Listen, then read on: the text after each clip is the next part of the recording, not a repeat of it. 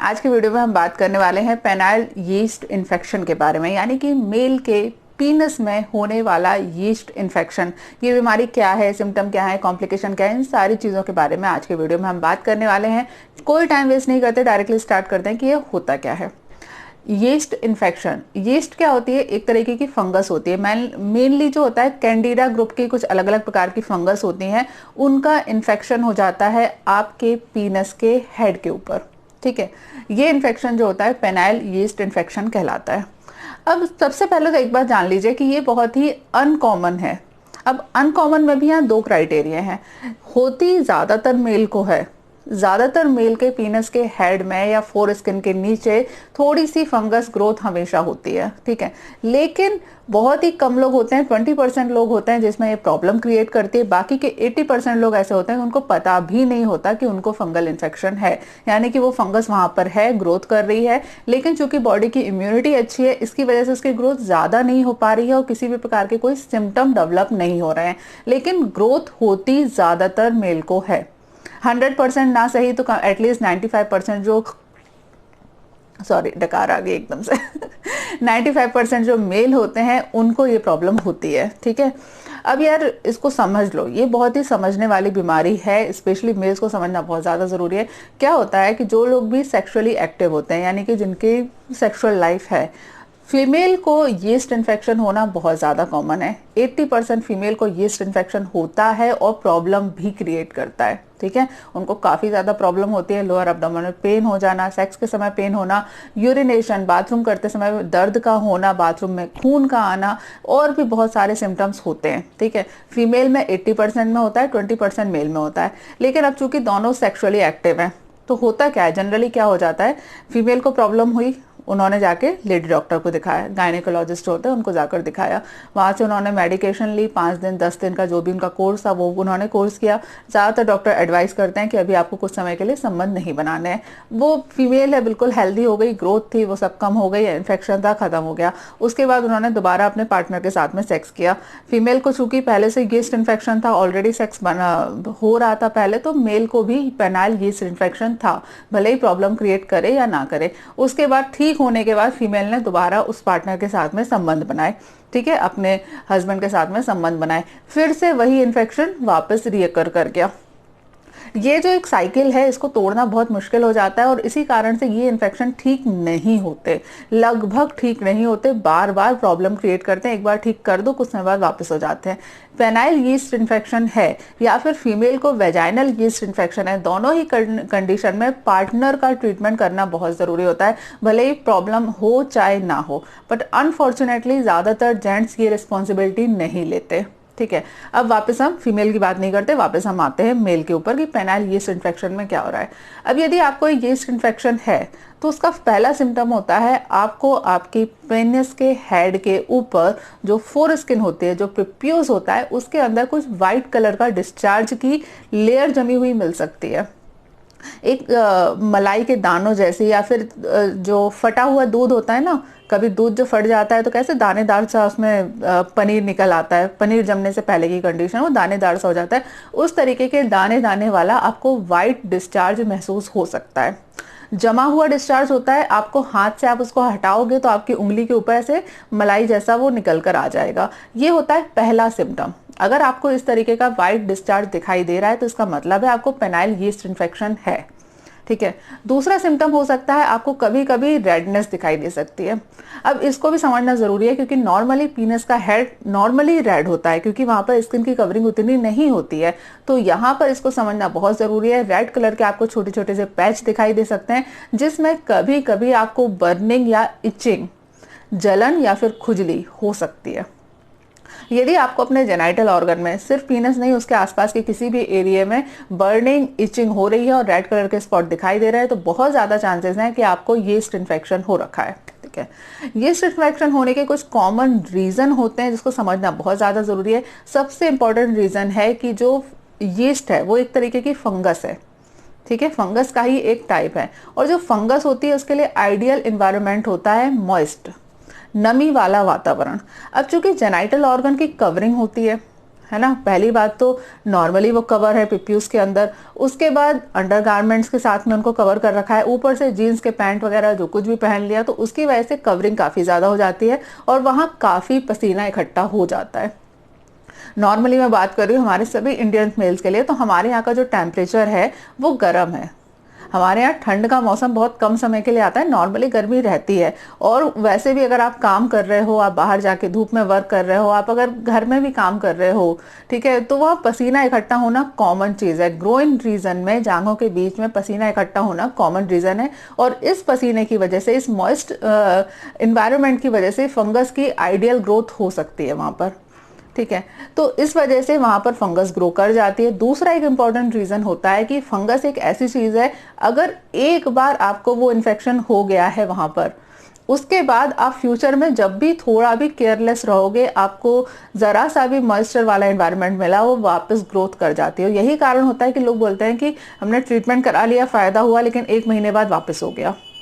ये प्रॉब्लम अक्सर रिपीट होती है, तो प्लीज इसका ध्यान रखते हुए ट्रीटमेंट कराइए। इस चीज का ध्यान रखिए कि आपके जेनाइटल ऑर्गन को ड्राई रहना चाहिए। आजकल क्या हो गया है, टीवी में देख देख के हम लोग मॉइस्चराइजर का बहुत एक्स्ट्रा इस्तेमाल करने लगे हैं। हर जगह मॉइस्चराइजर की स्किन मॉइस्ट होनी चाहिए, स्किन नमी होनी चाहिए, स्किन के ऊपर क्रैक नहीं पड़ने चाहिए, है ना। वो बोरोप्लस का ऐड आता है, हाथ में लगाते हैं, मुंह में लगाते हैं ज़्यादा। भाई हर जगह मॉइस्चर का होना अच्छी चीज़ नहीं होती। जेनाइटल ऑर्गन को ड्राई रहना चाहिए। यदि वहाँ पर मॉइस्चर रहेगा तो फंगस वहाँ पर ज़्यादा ग्रोथ करेगी, ठीक है। अब यहाँ इसके कॉम्प्लिकेशन समझ लो। नॉर्मली फंगल इन्फेक्शन जो होता है, इसमें कोई खास प्रॉब्लम क्रिएट नहीं होती, नॉर्मल प्रॉब्लम है, हो जाती है, कुछ समय की आप मेडिसिन लो तो ठीक हो जाती है। और 80% लोगों में, जैसा कि मैंने शुरू में बताया, उनको तो कोई प्रॉब्लम भी क्रिएट नहीं होती है, ठीक। तो कोई ज़्यादा टेंशन लेने की ज़रूरत नहीं है। लेकिन यदि आपको प्रॉब्लम है चाहे नहीं है, यदि आपकी फीमेल पार्टनर को प्रॉब्लम हो रही है तो आपको ट्रीटमेंट करवाना ही चाहिए, भले ही आपको प्रॉब्लम नहीं है। ट्रीटमेंट करवाइए, आपकी रिस्पॉन्सिबिलिटी है, क्योंकि आपकी वजह से आपकी जो पार्टनर है उसको प्रॉब्लम हो रही है, ठीक है। इस चीज़ का ध्यान रखिए। लेकिन जो रिमेनिंग 20% लोग होते हैं जिसके अंदर सिम्टम आने लगते हैं, उनमें क्या होता है, उनमें कुछ सीरियस कॉम्प्लिकेशन डेवलप हो सकते हैं। इसको लाइन से समझ लो, समझना बहुत ज़रूरी है। देखिए, पहली चीज़ क्या हुई कि फंगल इन्फेक्शन हुआ। फंगस क्या होती है, जो कैंडिड है वो एक फंगस है। फंगस क्या करती है, छोटे छोटे से दाने वहाँ पैदा करती है। ये दाने क्या करते हैं, स्किन के ऊपर चिपक जाते हैं। ये वहाँ पर चिपक जाते हैं, मॉइस्चर पहले से है, फंगस पहले से लगी हुई है, तो इसके ऊपर वायरस और बैक्टीरिया भी ग्रोथ करने लगते हैं। ये लोग हमेशा मॉडर्न में समझने की कोशिश करते हैं कि यार ये फंगल इन्फेक्शन है, ये वायरस वाला इन्फेक्शन है, ये बैक्टीरियल इन्फेक्शन है। बट एक चीज हमेशा ध्यान रखो, एक इन्फेक्शन होगा तो बाकी के सारे इन्फेक्शन ऑटोमेटिकली आ जाते हैं। ये सब एक ही थाली के चट्टे बट्टे हैं। फंगस की स्टार्टिंग किसी बीमारी की एक चीज से होती है, लेकिन उसके बाद में सब ही उसके ऊपर हमला कर देते हैं। ये पर्टिकुलर इस बीमारी में नहीं, हर जगह ऐसा होता है। जिसको मलेरिया भी होता है ना, उसको अगर आप एंटी मलेरियल टैबलेट दो, साथ में एंटीबायोटिक देनी पड़ती है, क्योंकि मलेरिया होता है तो साथ में टाइफाइड अपने आप हो जाता है। ये होता है, हमारी बॉडी का नेचर है। अगर आपकी बॉडी की इम्यूनिटी एक पर्टिकुलर इन्फेक्शन से डाउन हुई तो उसके आसपास की सारी चीजें हैं वो आक्रमण करना चालू कर देती हैं। अब यही चीज होती है पेनाइल यीस्ट इन्फेक्शन के ऊपर। आपको पहले फंगस का इन्फेक्शन हुआ, फंगस वहां पर इकट्ठी हो गई, मॉइस्चर वहां पर बहुत ज्यादा इकट्ठा हुआ, तो और जो वायरस बैक्टीरिया है, जो पसीने की वजह से ऑलरेडी वहां के आसपास के एरिया में रह रहे थे, उन्होंने आकर भी पेनिस के हेड के ऊपर इन्फेक्शन चालू कर दिया, ठीक है। इससे क्या हो जाता है, पेलेंटाइटिस हो जाता है। ये बहुत कॉमन प्रॉब्लम है। नाम सुनते ही बहुत लोगों को लग रहा होगा कि यार ये तो सुना हुआ है। पेनिस के हेड के ऊपर स्वेलिंग का आ जाना। और जब पेनिस के हेड के ऊपर स्वेलिंग आती है तो जो प्रिप्यूज होता है, जो कि पेनिस को कवर करके रखता है, उसके अंदर भी स्वेलिंग आ जाती है और ये सीरियस हेल्थ कंडीशन होती है। बेलेंटाइटिस यदि हो गया है तो इसको ट्रीट करना थोड़ा सा मुश्किल हो जाता है और साथ ही साथ इसमें कॉम्प्लिकेशन बढ़ते जाते हैं, ठीक है। पहले स्टार्टिंग हुआ फंगल इन्फेक्शन से, उसके बाद वायरस और बैक्टीरिया ने इन्फेक्शन चालू कर दिया, उसके बाद बेलेंटाइटिस में कन्वर्ट हो गया। अब बेलेंटाइटिस में जब हो जाता है तो जो प्रिप्यूस का हेड होता है, प्रिप्यूस होता है सॉरी, उसकी स्ट्रेचिंग हो जाती है, जिसकी वजह से प्रिप्यूस में क्रैक आ सकते हैं। कई जगह पर जो प्रिप्यूस है, जो कवरिंग है, जो फोर स्किन है, वो कट जाती है, उसके अंदर काफी कट लग जाते हैं। और फिर इसको ठीक करने की जो प्रॉब्लम्स हैं, जो ठीक करने का तरीका है, वो कॉम्प्लिकेट पे कॉम्प्लिकेट होता जाता है, ठीक है। ये चीजें, इसके बाद क्या होता है, चूंकि जो यूरिन पास करने की नली है, जो यूरेथ्रा है, वो भी पेनिस के हेड से ही बाहर निकलता है। तो जब पेनिस के हेड में स्वेलिंग आई तो वो जो यूरेथ्रा है वो दब जाता है। वो दब जाता है तो उसकी वजह से यूरिनरी इन्फेक्शन भी चालू हो जाते हैं। बीमारी एक हुई और एक के बाद दूसरी, दूसरे के बाद तीसरी, तीसरे के बाद चौथी, इस तरीके से बीमारी बढ़ती जाती है। और एक चीज ध्यान रखना, जेनाइटल ऑर्गन की बीमारियां बहुत जल्दी बढ़ती हैं। ये नॉर्मली जेनाइटल ऑर्गन की बीमारी होती नहीं है, भगवान ने ऑलरेडी काफी प्रोटेक्टेड करके रखा हुआ है, लेकिन यदि हो जाए तो बहुत जल्दी बढ़ती है, क्योंकि ये जो स्ट्रक्चर है बहुत ही कॉम्प्लिकेटेड होते हैं और एक दूसरे के पास होते हैं। और दूसरी बात, इंसान के दिमाग से बहुत ज्यादा रेगुलेट करते हैं। ठीक है, हार्मोन्स का इफेक्ट आपके हार्ट के ऊपर जितना पड़ेगा, आपकी किडनी के ऊपर जितना पड़ेगा, उससे ज्यादा आपके जेनाइटल ऑर्गन्स पर पड़ता है। तो इसकी वजह से इनके ऊपर ध्यान रखना बहुत ज्यादा जरूरी है। छोटी सी बीमारी है, धीरे धीरे बढ़ते बढ़ते इतनी बड़ी बीमारी में कन्वर्ट हो जाती है। ये वीडियो बनाने का एक बहुत बड़ा उद्देश्य ऐसे ही था कि एक पेशेंट ने ईमेल करके सवाल पूछा था। वैसे ईमेल फैसिलिटी अभी बंद है, मत सोचिएगा कि ईमेल फैसिलिटी चालू हो गई, ऐसा नहीं है। लेकिन उन्होंने ईमेल में जो किया था कि एक प्रॉब्लम से स्टार्ट हुई, फिर इतनी बड़ी प्रॉब्लम धीरे धीरे हो गई, और वो शर्म की वजह से अपने घर वालों को बता नहीं पा रहे, डॉक्टर को बता नहीं पा रहे, और सिर्फ यूट्यूब पे और गूगल सर्च पे इसका ट्रीटमेंट ढूंढ रहे हैं। भाई ऐसा मत करो।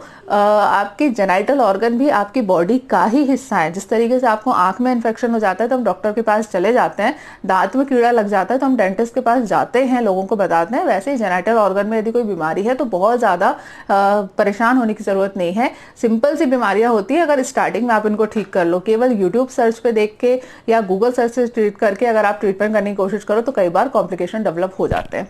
ठीक है, अब इसके बाद एक लास्ट कॉम्प्लिकेशन है जो बहुत सीरियस कॉम्प्लिकेशन है, कि यदि आपके फोर स्किन में कट लग गए और वहां से ब्लड निकलना चालू हो गया, मतलब कई बार क्या होता है, वेन्स जो रहती है, वहां की जो कैपिलरीज होती हैं उसमें भी कट लग जाते हैं और वहां से थोड़ी थोड़ी ब्लीडिंग होना चालू हो जाती है। जब ब्लीडिंग चालू होती है तो कई बार जो फंगस है वहां की, वो उस ब्लड के साथ में अटैच होके आपके ब्लड सर्कुलेशन में भी आ सकती है। यानी कि पीनस के हेड का जो इन्फेक्शन है वो ब्लड में जाता है और ब्लड में फिर घूमते घूमते आपके इंटरनल ऑर्गन में भी जा सकता है। तो ये serious step by step complication हो सकते हैं। अब इसको ठीक कैसे करना है? इतने सारे कॉम्प्लिकेशन हुए, लेकिन स्टार्टिंग कहाँ से हुई थी? यीस्ट इन्फेक्शन से, पिनाइल यीस्ट इन्फेक्शन। ट्रीटमेंट क्या करना है? स्टार्टिंग में ही ठीक कर लो ना, इतना आगे बढ़ाना क्यों है बीमारी? क्यों वेलेंटाइटिस पे पहुंचना है? क्यों आपको सिस्टमैटिक फंगल इन्फेक्शन पे जाना है? क्यों इतनी बड़ी बीमारी करनी है? आप स्टार्टिंग में ठीक करो। स्टार्टिंग में ठीक आप कैसे करोगे? फर्स्ट इंपॉर्टेंट चीज है, प्लीज हाइजीन का ध्यान रखो। रेगुलर दिन में 2 बार अच्छे से नहाया करो। नहाने के बाद अपने जेनाइटल ऑर्गन की क्लीनिंग पे, उनको ड्राइनेस के ऊपर बहुत ज्यादा ध्यान दिया करो। प्रिप्यूस का जो स्किन होती है उसको ऊपर नीचे करके ये ध्यान दिया करो कि उसके अंदर किसी प्रकार का कोई स्कार, किसी प्रकार का कोई डिस्चार्ज जमा तो नहीं है। यदि वहां पर जमा है तो उसको आपको अच्छे से क्लीन करना बहुत ज्यादा जरूरी है। ठीक है, ये हुई सबसे इंपॉर्टेंट चीज। हाइजीन तो हर बीमारी का बिल्कुल रामबाण नुस्खा है लास्ट में, वो तो आपको करना ही पड़ेगा। उसके बाद फर्स्ट थिंग हाइजीन हो गई। दूसरी चीज जरूरी है सेफ सेक्स और हाइजीनिक सेक्स का ध्यान रखो। सेक्स करने से पहले बहुत सारे लोग हाइजीन के बारे में ध्यान नहीं देते। बहुत ही अजीब सी चीज होती है कि क्यों, मतलब लास्ट में कमरे में गए और सेक्स किया, उसके बाद सो गए। कोई हाइजीन का ध्यान नहीं है कि भाई सेक्स करने से पहले आपको जेनाइटल ऑर्गन को क्लीन करना है, सेक्स करने के बाद आपको जेनाइटल ऑर्गन को क्लीन करना है। ये सारी जो सिंपल सी टिप्स होती हैं, प्लीज इसको फॉलो किया करिए। ठीक है, तीसरी चीज आती है जो एंटी फंगल ऑइंटमेंट आते हैं। आप कोई भी, ये ओवर द काउंटर मेडिसिन होते हैं, आपको आसानी से, आपको इसके लिए कोई डॉक्टर के प्रिस्क्रिप्शन की जरूरत नहीं है। आयुर्वेद या होम्योपैथी की या फिर आप मॉडर्न की किसी की भी आप एंटी फंगल ऑइंटमेंट ले सकते हैं। आपको जो फार्मेसी होती है जहाँ पर दवाइयाँ मिलती हैं, आपको आसानी से ये ऑइंटमेंट मिल जाएंगे, आपको इन्फेक्शन हो चाहे नहीं हो। ठीक है, अगर है तो लगाना ही लगाना है, नहीं है तो भी 7 दिन में एक बार एंटी फंगल ऑइंटमेंट लगा लिया करो। प्रॉब्लम है तो भी लगाओ, नहीं है तो भी लगाओ। एंटी फंगल ऑइंटमेंट का एप्लीकेशन आपको अच्छे से करना है और रात में इसका एप्लीकेशन करिए, पूरी रात इसको लगा रहने दीजिए, अगले दिन सुबह उसको अच्छे से क्लीन कर लीजिए। ठीक है, इस तरीके से आप छोटे छोटे प्रिकॉशन लोगे तो आपको ये इन्फेक्शन नहीं होगा। इन्फेक्शन नहीं होगा तो जो आगे के इतने सीरियस कॉम्प्लिकेशन आए थे कि फोर स्किन में कट लग जाना, वेलेंटाइटिस का हो जाना या यूरिथ्रल प्रॉब्लम का हो जाना, यूटीआई का प्रॉब्लम हो जाना, वो सारी प्रॉब्लम्स आपको नहीं होगी। एंड में आपको एक बात और ज़रूरी बताऊंगी कि प्लीज़ यदि आपकी जो फीमेल पार्टनर है उसको इन्फेक्शन हो रखा है तो प्लीज़ अपना ट्रीटमेंट प्रॉपर डॉक्टर से मिलकर करवाइए, क्योंकि यदि आप उनके साथ में, अपनी फीमेल पार्टनर के साथ में सेक्सुअल रिलेशनशिप में हो तो डेफिनेटली आपको भी यीस्ट इन्फेक्शन है।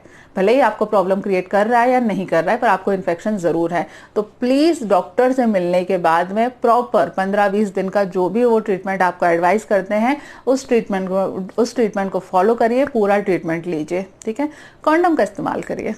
लास्ट में बहुत अच्छी टिप है, सिंपल सी टिप है, टीवी में भी आ रही है, गवर्नमेंट भी बोल रही है, हर कोई बोल रहा है, प्लीज़ कॉन्डम का इस्तेमाल करिए। ये कॉन्डम आपको बहुत सारी प्रॉब्लम से बचाने का काम करता है, ठीक है। चलो आज के लिए इस वीडियो में इतना ही। आई होप आपको ये वीडियो पसंद आया हो, थोड़ा सा दिमाग में जो कंफ्यूजन क्रिएट होता है सेक्सुअल ऑर्गन को लेके वो थोड़ा सा खत्म हुआ हो। वीडियो अच्छा लगा हो तो लाइक करें, कमेंट करें, शेयर करें, सब्सक्राइब करें और क्या बोलते हैं, यहाँ जो नीचे कमेंट बॉक्स है वहाँ पे कमेंट करिए और प्लीज़ दूसरों को मोटिवेट करिए मेरे चैनल की मेंबरशिप लेने के लिए। चलो बाय बाय।